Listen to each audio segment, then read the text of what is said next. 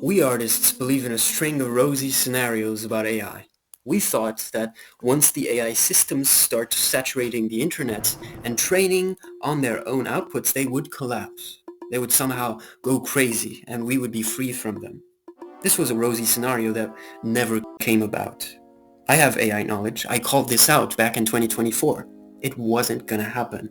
And today we are in the grip of a new rosy scenario.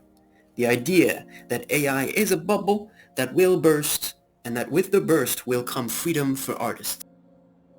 Mechanically, the AI bubble must burst. This is a fact. Yes. This will lead to generalized misery. Yes, on a financial level. Some AI companies will go bankrupt. Yes.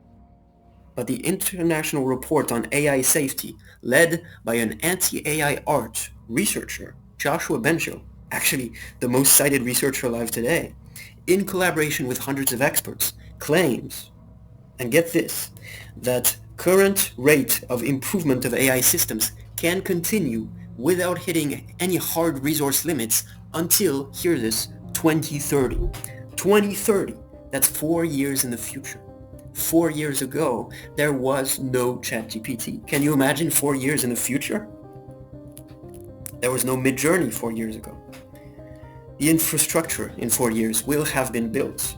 The research will have been done. The models will have been made more efficient, less costly, and infinitely more practically useful. I'm sorry. I will never use AI in my art, never ever, but I am a realist. And I am well informed, and there is a darker, even more convincing reason to believe that this financial crash will not affect the AI technology, nor its impact on us and on art. You and I have been brainwashed into believing that things that aren't financially viable have less value and ultimately less impact. We unconsciously judge artists by that standard, by the way. We judge ourselves and each other. And when we talk of the AI bubble, we also judge artificial intelligence by that same standard. But money actually is only a means to an end. It is not a goal. You can lose money while getting closer to your goal. Let's not forget this. If you're $1 billion in debt, but you have control over a tool that shapes the culture of 1 billion people, believe me, the $1 billion is just a small rock in your path. Why do you think governments are investing so heavily in AI? To think critically and to produce culture, art, is impossible to a teen who grew up with AI as a crutch in everything. Governments are, of course, willing to lose money if it means monopoly over the thoughts and the culture, the art of the population. So what's the point of all this knowledge?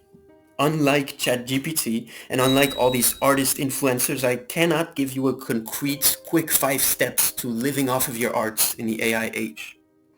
Anyone, in truth, who talks to you like this is obviously clueless. They've got no formula. They didn't manage to live off their own art. That's why they're trying to sell you a course.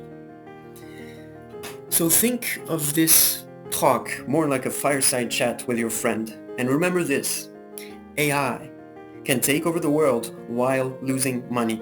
As I explained, their wisdom was to ignore the money and focus on real impact. Learn from the enemy, just like the Romans against Carthage learned from their enemy.